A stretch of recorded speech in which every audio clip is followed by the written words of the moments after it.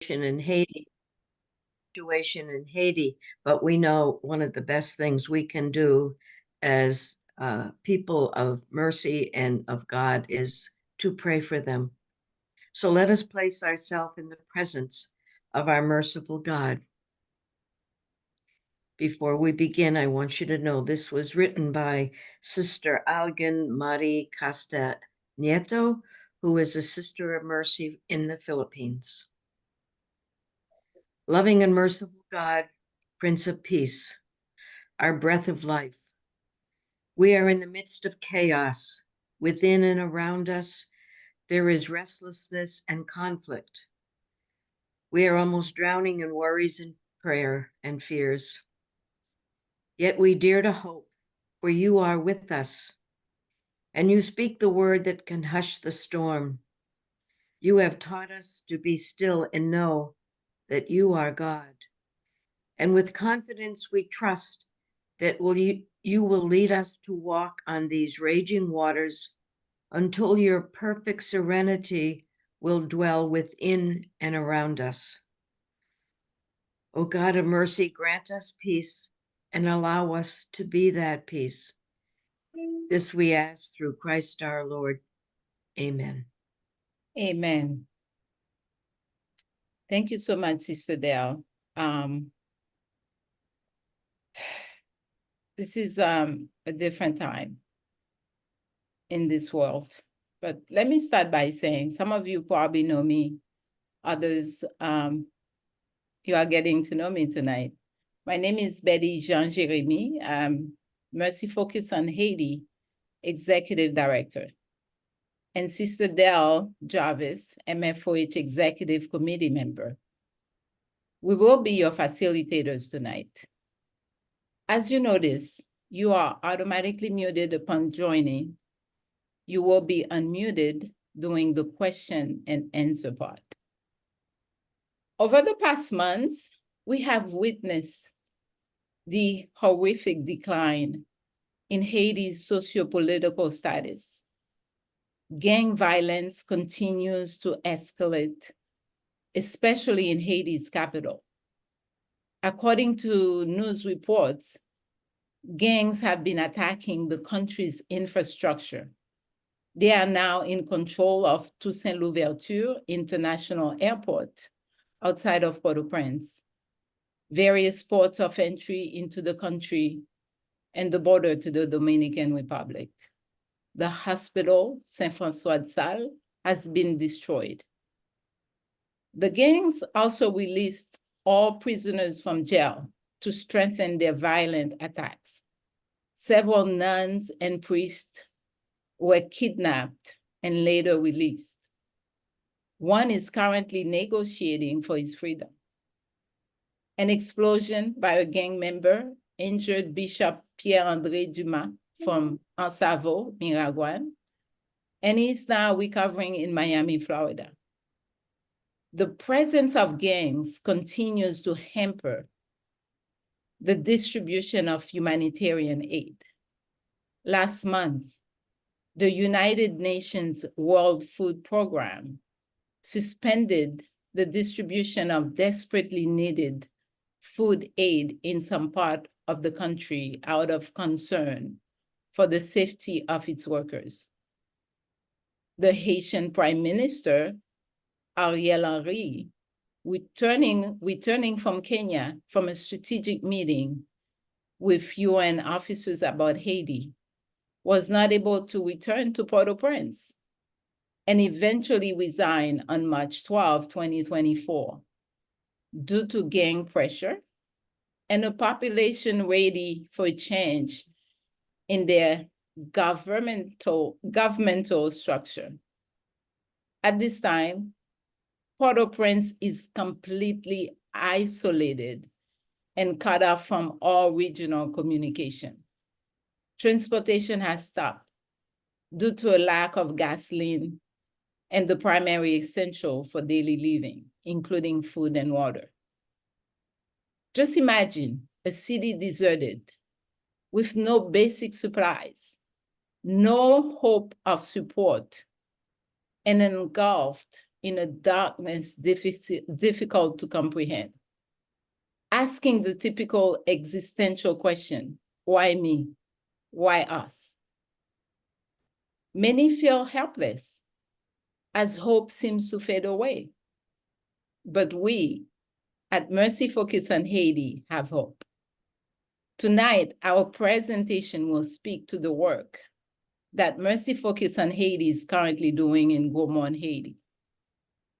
MFOH, Mercy Focus on Haiti, is a ministry of the Sisters of Mercy, an international community of Roman Catholic women who dedicate their lives to the gospel of Jesus and take vows of poverty, chastity, obedience, and service. I leave you with the words of Catherine Macaulay, who founded the Sisters of Mercy nearly 200 years ago. How quietly the great God does all his mighty works. Darkness is spread over us, and light breaks in again. And there's no noise of drawing curtains or closing shutters. Sister Dale Jarvis will now discuss MFOH history, vision, mission, and some aspect of its program in Gros Morne. Thank you, Betty. Welcome, Sister Dale. Yes, we just heard from Betty about Haiti today. Mercy's been in Haiti since January 2012, actually. What happened is, how did Mercy get to Haiti? How did Mercy Focus on Haiti begin its life in Haiti? Our mission as Sisters of Mercy, as Betty said, is service. We take the vows of poverty, chastity, and obedience, but also the vow of service. And it was at the chapter of 2011, the Sisters of Mercy gather every 6 years to decide the future. And we decided at that chapter, a group of us that sat at a table, we had a dream. The dream was, we need to go where God is calling us and where there is the greatest need. The year before our chapter, Haiti had a massive earthquake. Most of us remember hearing about the earthquake in 2010. So it was at the chapter in 2011 that a group of us said, we need to be in Haiti. So we do, if we could just go back one, this is where we are. We are in Haiti, and we went to Haiti knowing that none of the Sisters of Mercy spoke Creole. We knew that if we went to Haiti, we would have to make sure that we work with sisters who live there. We wanted to collaborate, and sisters who spoke Creole. When we went there, we chose the Religious of Jesus and Mary. They're our first partners in Haiti. We have many more partners now, but the first programs and initiatives that started in Gros Morne were with the Religious of Jesus and Mary. If you look at these two maps, if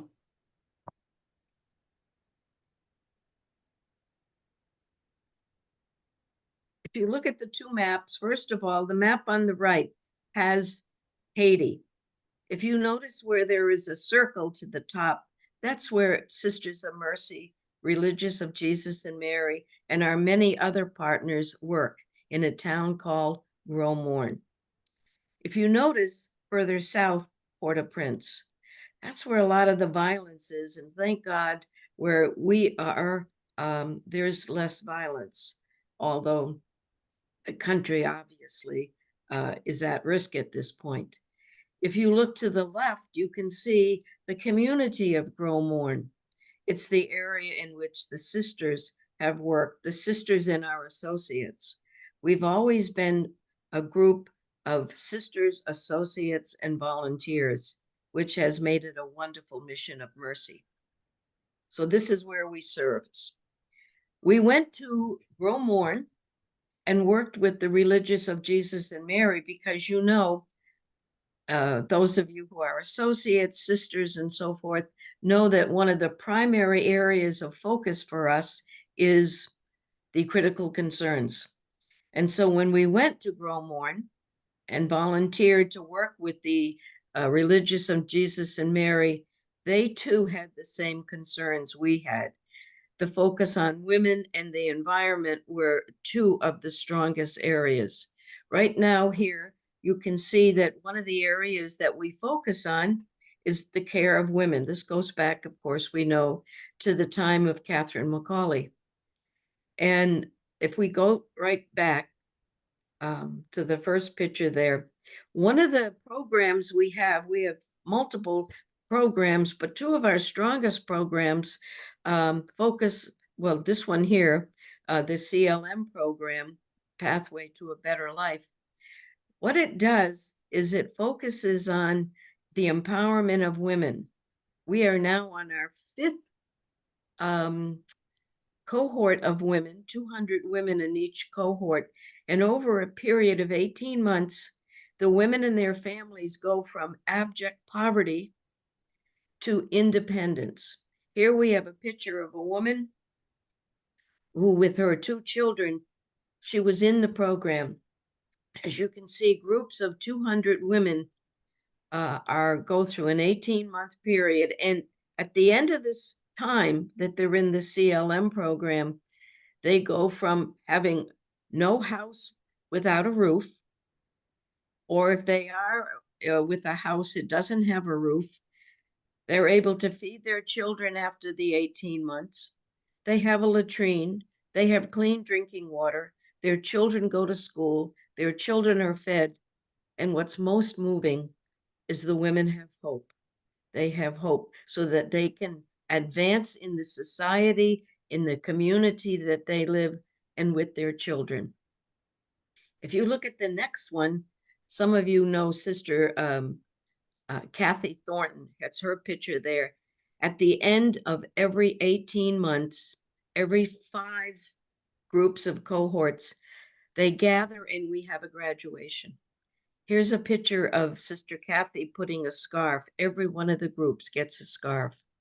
One of the things, I was at one of the first graduations, and they give testimony. I wrote an article at that time, and the article that I wrote was, "Today I said goodbye to misery." These women stand proud. They have hope.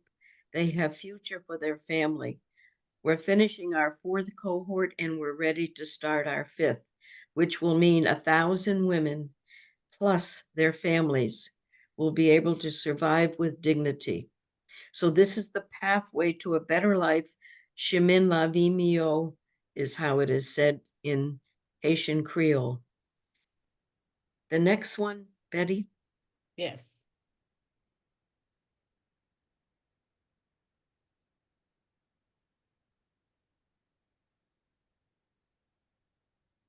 One of the things is our focus on the care of women. And one of the first ministries that we had was Maison Bonne Samaritain. That is the Good Samaritan House. When we first arrived there and went to the home for the 23, 24 elderly men and women, the house was called the Poor House. And the people there had 1 meal a day, no health care. Today, with our partnership with the Religious of Jesus and Mary, these men and women have 2 meals a day. They have health care. They also have dignity. Many of them have said, "I am now a person of worth," because they know they have dignity and their family comes and visits them. But one of the things that we've done, thanks to Sister Marge, there are many sisters involved, thanks to Sister Marge and a friend of hers, we now have a program called Zami Zami, which the English translation is Forever Friends. The school children come over to Maison Bonne Samaritain, the home for the abandoned elderly, many of them with some mental types of issues. The children come over once a month and together they have a sense of family, and they share a meal together, thanks be to God. We're very proud of this particular program. At one point, before COVID, before the violence, we were able to bring students to Haiti. It was a life-changing experience for many of the students. Now we're not able to bring the children to Haiti, but Betty, you might want to mention this particular slide. For sure. Thank you, Sister Dale. So what you have here is it was probably first day or few weeks into after joining Mercy Focus on Haiti. I had the pleasure to visit Gwinnett Mercy University, and this is the statue of Catherine Macaulay, our foundress. So we took a picture really to signify that now that we are unable to travel, and the when I say we, I mean the students of Gwinnett Mercy, they used to travel every year to be part of the program because we realize that they are the future of this organization. We are maintaining a structure, but they will take it further along. Therefore, so it was really a pleasure to be part of this group and celebrate the fact that now we are bringing Haiti on campus. As a matter of fact, I'll be brief. We actually building a cistern, and I'll talk about the cistern in the next slide, on campus to celebrate the fact that we have brought water to Gros Morne. So this is what this photo is all about. If I can make one comment about that photo, if you could Of back up. course, yeah. The third young woman from the left, this young woman went to Haiti as one of the immersion programs at Gwinnett Mercy High School. She was so impressed and inspired that she was the one that has organized gatherings and bringing friends together, and together with the staff at the university, she's almost one of the backbones for keeping Mercy alive amongst the students that have been to Haiti. Thank you, Sister Dale. So as we continue with our program, you can see that rainwater harvesting. Some of you probably will recognize that picture, will probably know what it is, but let me talk a little bit more about it. So in 2020, the sisters have established themselves, collaborated with 2 partners in Haiti, and at the same time realizing that something was missing. The idea of water was very scarce, almost non-existent, because families and farmers, they didn't have much water after the rainy season. So we explored the idea of having an engineer from the United States to go to Gros Morne and train a mason, and you can see him there, train a mason to build cistern, 500 gallon, 1,000, 1,500, and I think at one time we even had 2,000 gallon of cistern to provide water. So the way it works is that when it rains, the water, there's like a pipe that will retain the water, and it will go straight into this huge cistern that you see here. But for the CLM women, because the roof is a bit different, so the water will go straight from the rooftop into the cistern that we have built for them. Therefore, enable them to water their yard and by watering their yard, they are able to plant vegetable, fruits, feed their family, and also with the surplus, take it to the market to keep sustainability, a life form, because this is if I recall, my uncle and many of my family members used to do just that. We used to eat what was in season. And that's exactly what we're teaching now to the folks in Gros Morne. Therefore, so the whole idea here is to prove to you that we have ways to really help to empower the community of Gros Morne by providing essential element to their daily life where they can feel proud, they can feel dignified, because by having food at the table, mom is empowered, dad go to work, whether working cistern or agriculture, farmer, being a farmer. And then, as you can see, this young lady is able to smile and eating her rice and peas. Why? And beans. Why? Because we have taught them a different way of taking care of themselves. So this beautiful young girl is at the L'École Jésus-Marie, which is another school. We support a school there in collaboration with the Religious Jesus and Mary nuns.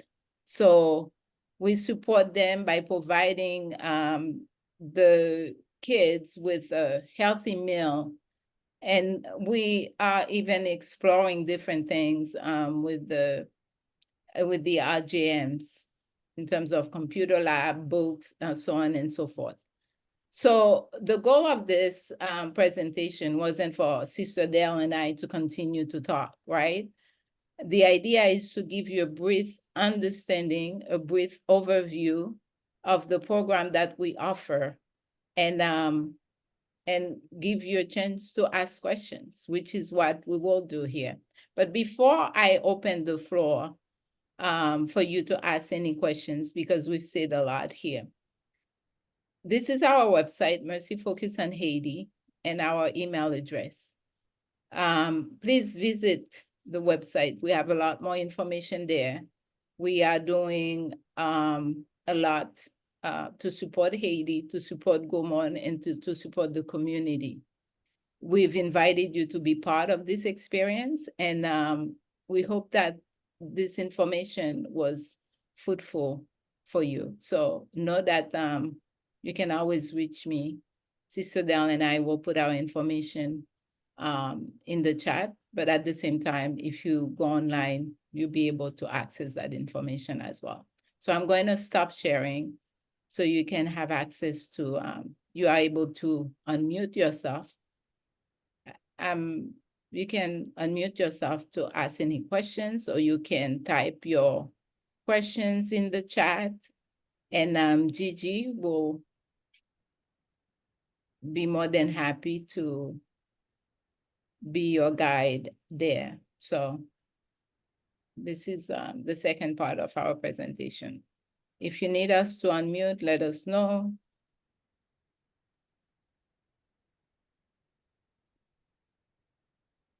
No questions yet, Betty. Okay, great. I'm curious, can you guys hear me? We can hear you. Okay, perfect. Thank you.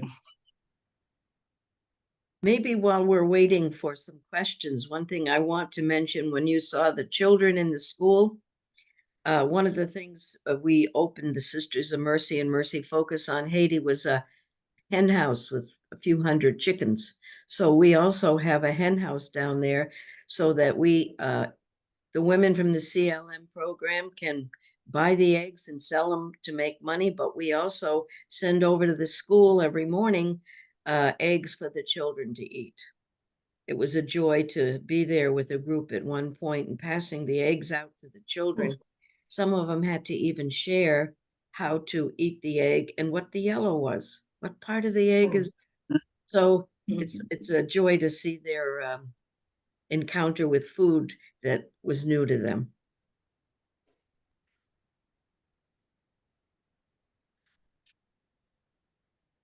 So I guess I can either think of one or two things. Either we have failed in our presentation to you, or we have done such a great job that you do not have any questions I think either way is a lesson. I do see a comment from Sister Terry Sayetta. Exactly. She says it's a blessing to see Gros Morne is still functioning. From the media, one gets the image of a complete lack of structure. That's not where we are or who we are. We are deeply involved with the people of Gros Morne.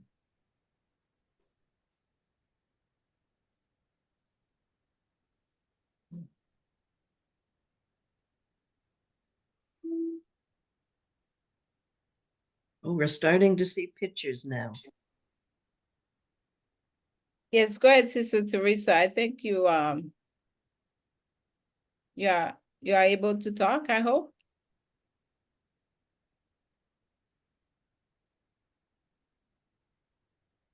You know Sure. what? I didn't have the normal cues on my computer. I don't see my video. I didn't see the anything else.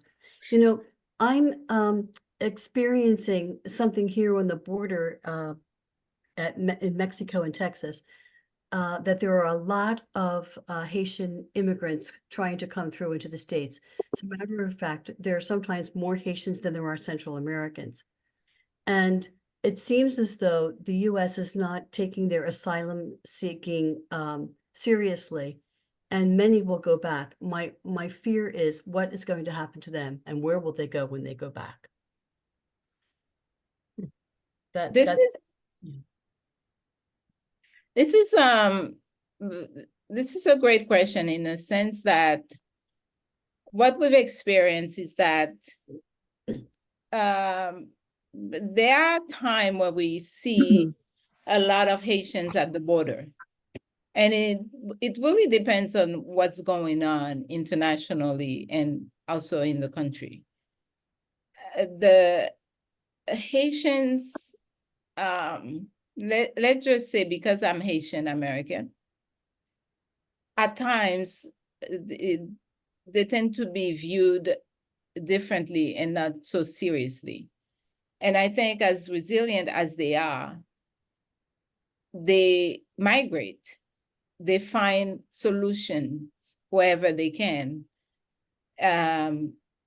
Because 2 months ago, I think Sister Dale and I, we were scheduled to go to the border, and somehow we couldn't. But those members who did go reported that there were no Haitians. And I could only attribute it to the fact that with the Biden program, a lot of families filed some paperwork for them and they chose to go that route. So it really depends on the circumstances, whether or not there are other opportunities they can capitalize on. Yes. If I can answer a little bit about that too, is one of the things Mercy Focus on Haiti does is not do for the Haitians. We try to empower the Haitians with the jobs, the men who build the cisterns, the agronomists that we hire, the number of women we empower. Hopefully those people will want to stay in their own home. And we understand that nobody wants to leave home. And what we do there, we try to have it so that they have a job, they have a reason to be home, and they have money to feed their family. So I'm not saying this addresses the immigration issue, but it certainly does address and empower the people in the area that we work. For sure. Thank you. Sister Dale. I think we have Renaud. I don't know if I'm saying it right, but I'm saying it with an French accent. Yes. Bonsoir. I'm Haitian as well. One thing I wanted to know is because I work for the Mercy Center and I run into a lot of clients that come in and their biggest concern and fear is with the work authorizations and with the Biden program, what is the turnaround for that for them? They tell me that they fear that they may have to go back, things like that, and then not having more resources as far as to help them with housing and things like that. What are some, I guess I'm asking, how can you help me with something like that? I really, I can circle back with you. And again, I'll put my email address, my information in the chat, because I feel that this is a conversation that may take a lot longer, but just one thing to keep in mind, the program is there, but at the same time, what we've seen happening, a lot of family members have filed for some of these individuals and promising to take care of them while here in the US. And it just so happened that it didn't turn out to be that way. But I'll definitely get back to you, Renaud, and we'll talk more about it. Thank you for asking. May I Thank you. mention something here too? Mercy Focus on Haiti is it's part of the Sisters of Mercy of the Americas, and we have a justice team. Angie Howard is on this particular webinar. Just today, the Institute Justice team put out an action alert about some of the ways in which individuals can at least access or be in touch with their representatives. A lot of what happens is political. Obviously, our work in Haiti is with the Haiti people, but we also, as Americans in this country, need to continue to advocate with our with people that are in some political position, and we need to take action. So a notice went out today. It was Sisters of Mercy, Mercy Focus on Haiti, the Mary Knowles Sisters, the RJM, and Quixote Center. So we work with a lot of collaborators in the States as well as in Haiti. Thank you, Sister Pat. I mean, Sister Pat. I just saw Sister Pat's name, Sister Dale. So if I'm reading the question and answer, a few people have asked, Willie, thank you. And I want to say you're welcome, because a lot of love in the chat. There's Ramsey Jeremy, in true disclosure, is my son, who probably is asking, great presentation. I'm curious of everybody's experience learning Haitian Creole. I mean, you might want to impress him, Sister Dale, by saying something in Creole. Bonsoir. Yeah, that's it. I'm not sure what else. Bon fête. Yeah, good. Thank you. And Bon there's Pâques. Bon Pâques. Dee Dee, you better step in for Mercy Center in Asbury Park. Come on, Dee Dee. I'm here. She said Renardi. I know, but you say something in Creole for us, please. Bonsoir tout le monde. Moi prier nous recevoir en bon expérience à toi. Ooh, merci. Great job. Great job. This is fantastic. I feel at home now. Non, pas tu parles créole piti piti. Uh-oh. There they go. That's good. And we have Tobias, right? Yes, Toby is Yeah. fine. Would you like to read your question? Or Sure. And let me put it into a little context too.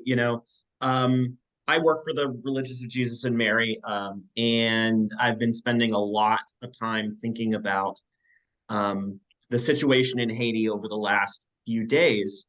And I want to acknowledge for all of us listening that there are a lot of things going on in multiple different directions to think about. There's the ongoing work that our sisters and Mercy Sisters and so many other communities are doing and have been doing that is vital. There is the crisis of what's happening, with the gangs, especially in Port-au-Prince. But as those of us who were at the previous gathering that happened earlier today with the Mary Knowles, we've heard that even Gros Morne has had, at least one incursion by gangs.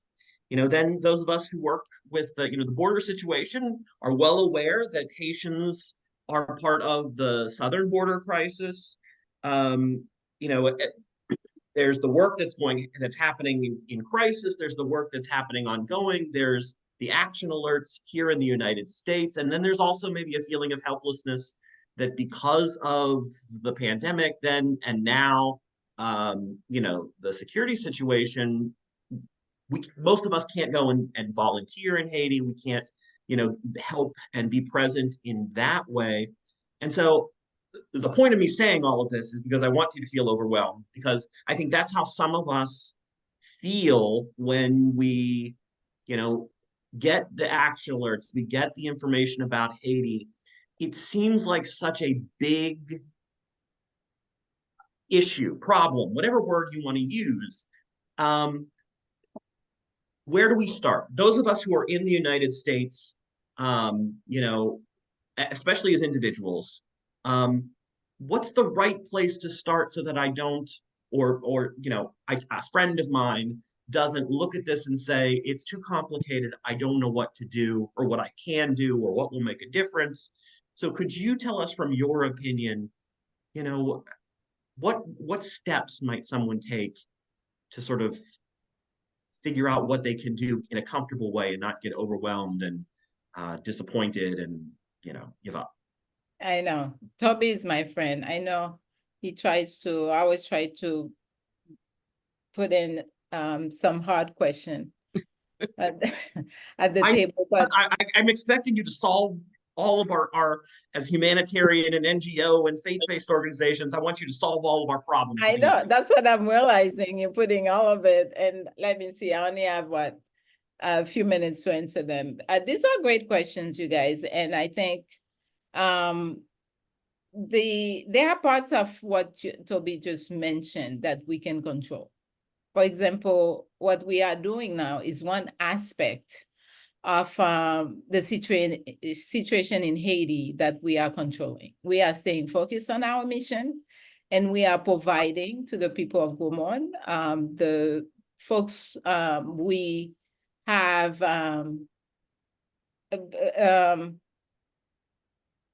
which we have chosen Gros Morne to support, and this is what we are doing. Now, does that mean we're solving Haiti's problem? No, we are not.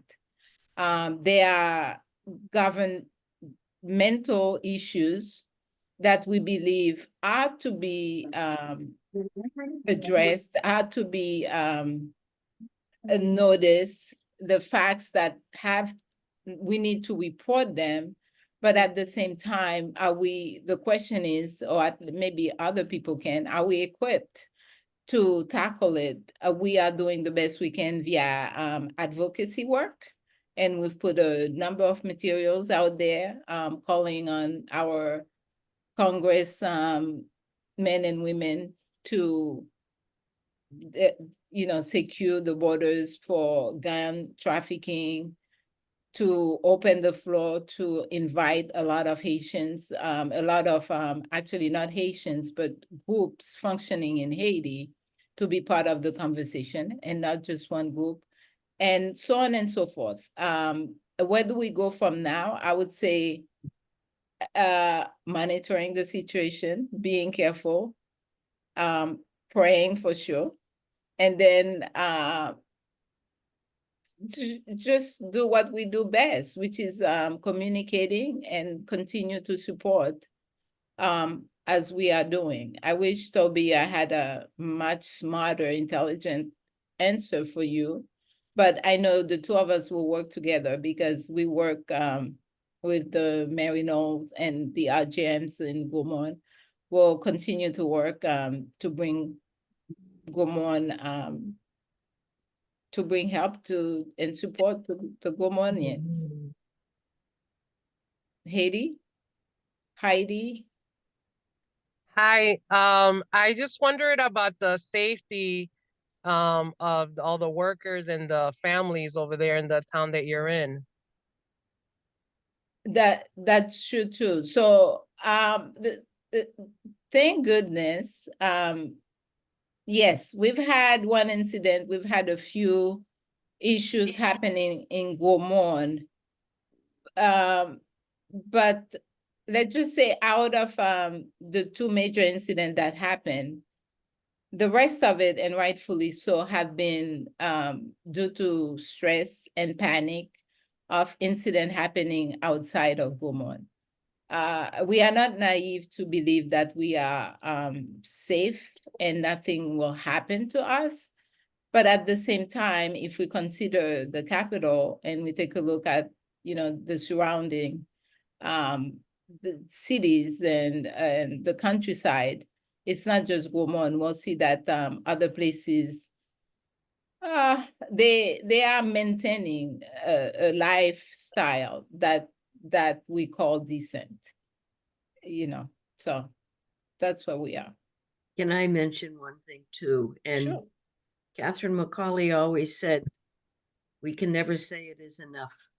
Each one of us, go to the website, Mercy Focus on Haiti, see what we do, see where you can connect, even if it's very little, to say, I'm interested, maybe I can help in some way. I know there are people on the call tonight that have recently volunteered to walk with us. We're not always meant to be successful, but we are meant to be faithful as men and women of the gospel. So that's not an answer, but it is at least a way in which I continue to work with and for the people of Haiti. And we do have a lot of, thank you, Sister Dale. We have a whole lot of MFOH representative members in the call, and please free to unmute yourself and share.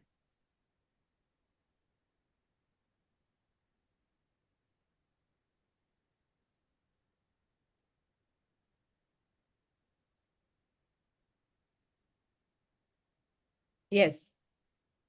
Am I unmuted? Yes, you are.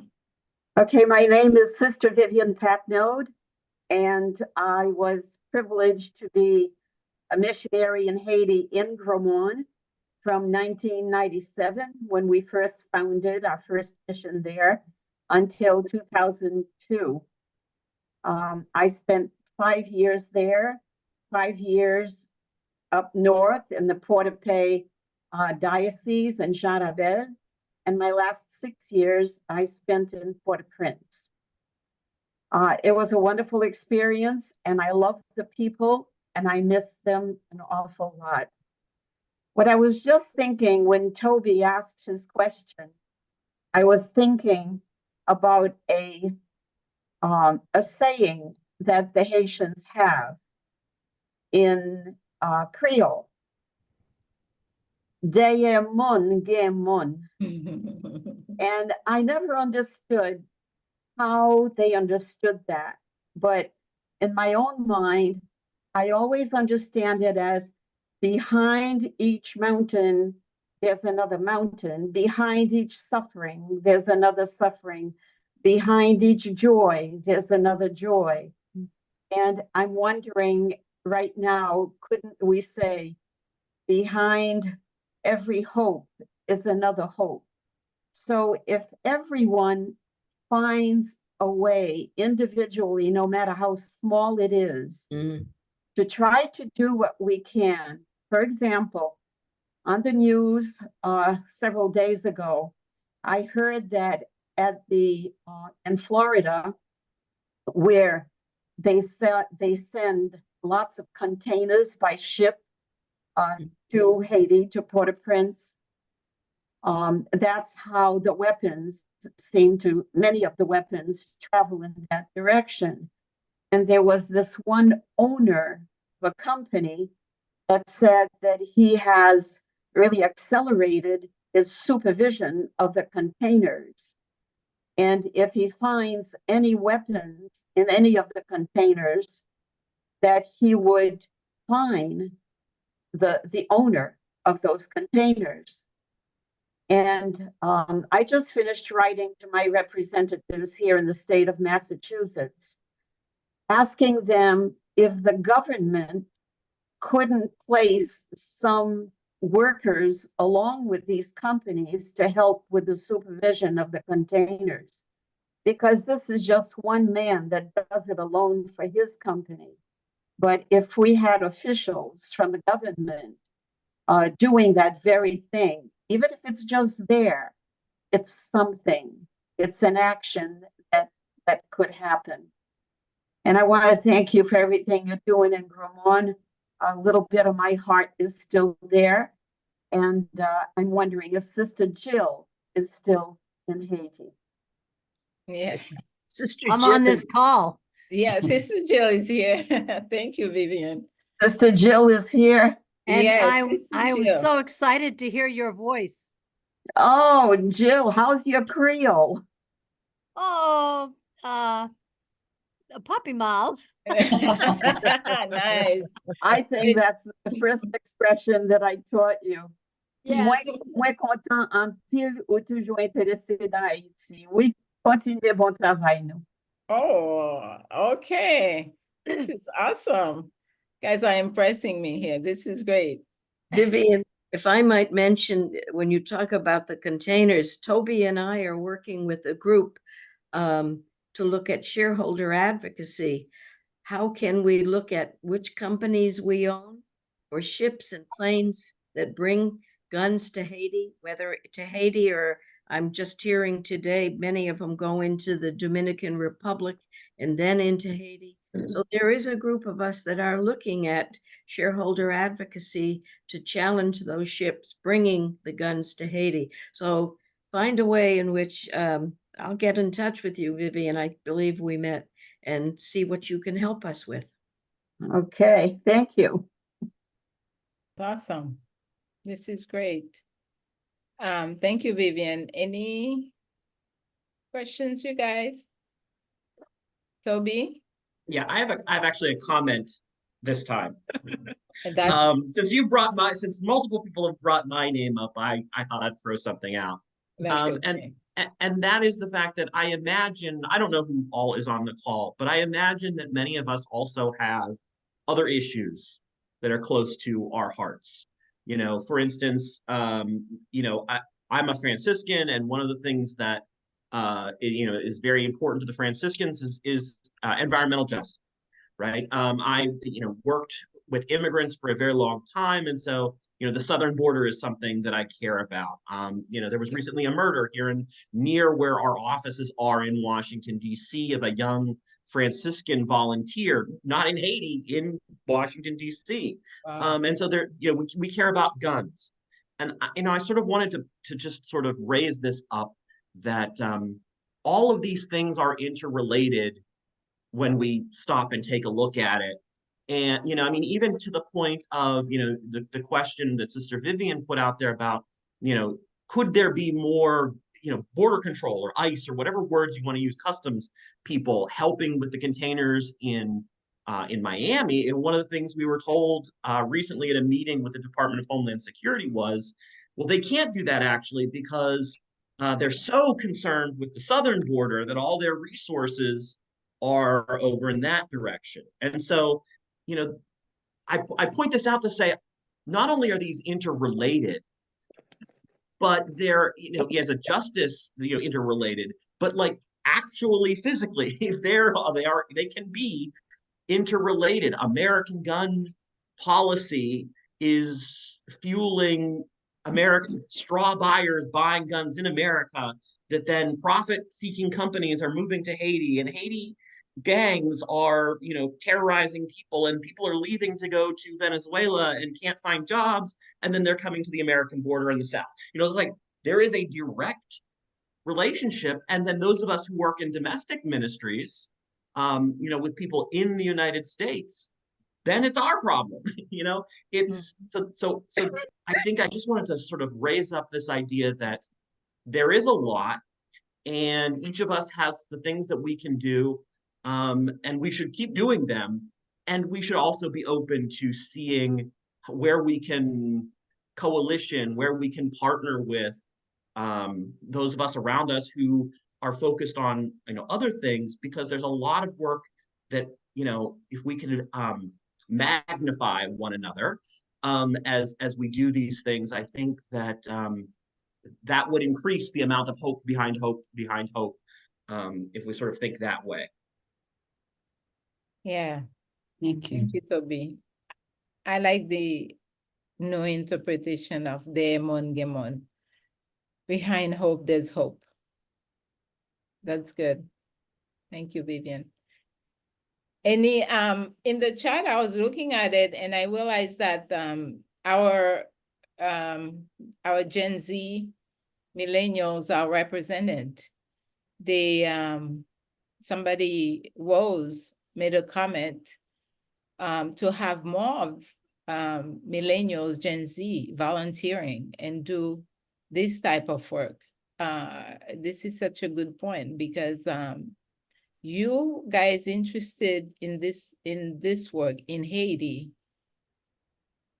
although we are setting a structure, we hope to set a structure that will allow you guys to take it and run with it. But now is the time to be involved. So if you are in the call, or, I would encourage you to think about engaging, if not with us, but with other organizations to further discuss. There's much work to be done.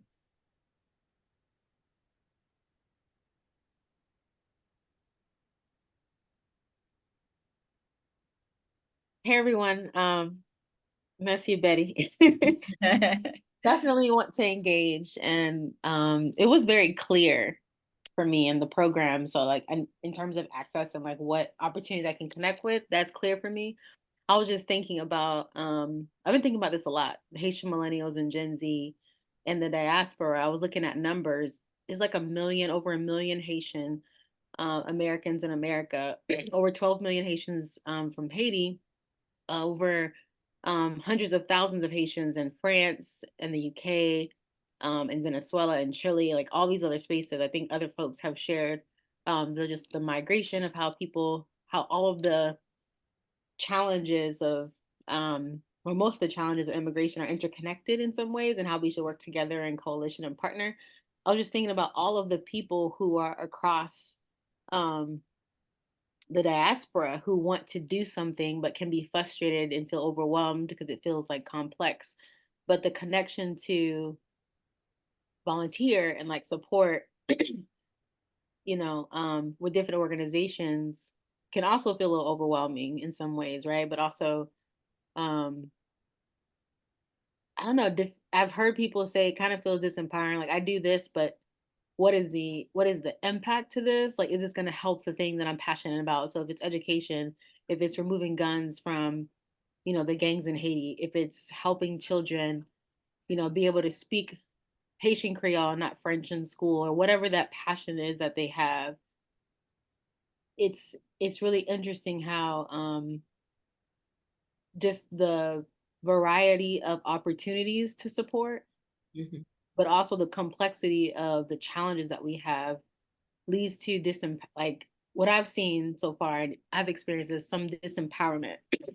So I'm almost at this place now where, as a Haitian millennial, where I'm definitely, empowered to connect, but I'm also like, how do I help bridge the gap? Do I want to do that? I do. I thought about that for a while, but I'm at the place now where I do. So I'm just curious, in the volunteering demographics, like, I don't know if it's something that you could think of you have right now, but has there been a lot of interest in the Haitian millennial and Gen Z demographic? When it comes to, I'll speak to MFOH. I have not experienced that yet. Number one, I just joined this organization as a Haitian American 9 months ago. So I'm still giving everybody the benefit of the doubt. I do plan to have more different webinars on different topics, and staying hopeful that a lot more millennials and Gen Z will join me as we address this issue. Because as I said before, Rose, and you know it very well, this is really your cause. This is you guys' mission. A lot of names I'm seeing here. I'm working with a fantastic group of nuns and Mercy Associates and lay folks who have made it their mission to empower, donate, inspire the new generation. And I think it would be a shame for the younger generation not to take advantage of the wealth of knowledge that they bring to the table. I've always thought that this opportunity of capturing history and capturing the experience of others, it's priceless. This is not something where you can read a book and get the answers. It's really sitting down and have a conversation with others who have walked that path. I see Sister Dale, Marianne, and Anne-Marie Borg. I'm seeing Jill. I'm seeing so many people I know, Sister Marge, Toby, I just talked to today, Mickey, who just wrote a book about the situation in Haiti, Kathy, who used to be the executive director. You know, so many people, Dr. Delaunay, who's here, and so on and so forth. The time is now for this generation to capitalize and take advantage. And if you guys want to know how to start, and again, it doesn't have to start with this organization, but I have my email again, reach out to me and I'll be more than happy to help you make the first step, because usually the first step is the hardest. And once you're inspired, you know, it's a piece of cake.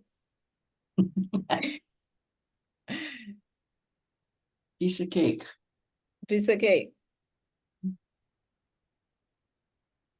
I love that. Thank you. You're welcome. I look forward to meeting you, Rose. I look forward to meeting you too. Rose already wrote a book about Haiti. She's a powerhouse, millennial powerhouse.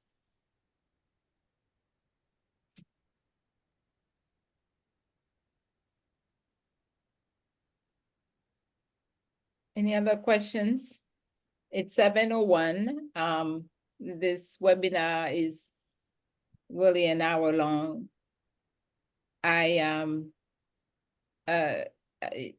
We have come to the end of it. And honestly, I think I've been talking so much that I would ask somebody from my team to just, you know, give our word of wisdom, you know, for the night, the takeaway, whether it's Mary Knowles, Sister of Mercy, RJMs. Why don't we call on one of the members of Mercy Focus on Haiti that's with us, Kathy Thornton or Jill Weber? There you go. Give us the final word of wisdom. Right. Can you hear me? Yes. Okay. I think one of the best things for today was the energy that everyone brought to this and the desire to help and to be with and to walk with the people of Haiti. And I thank all of us for having that nudging in our heart. And hopefully we will be able to actualize it. And that the other thing that's so important is the energy and courage and creativity of the Haitian people. And they will bring order and peace to their country. So let us continue to support them. And thank you, Betty and Dale, for organizing this. You're welcome. Thank you. And we can give a thank you to Gigi, who is also with us, who is the background that helped us make this happen too. Yeah. Exactly. Thank you, team. Thank you so much for your support, for being there. I think we're leaving with a lot more questions than we started. But you know, I'd like to say, really, based on spirit, not myself saying it, fear not. I know God has a plan for us, and to that we rest. We Okay. know that we'll be okay, and as long as we continue to rely on Him. Thank you so much, everyone. Okay, Thank you, so Betty. much. See? Good night. thanks. Be safe. All right. Be Thank safe. you. Thank you. Bye-bye. Bye now. Bye.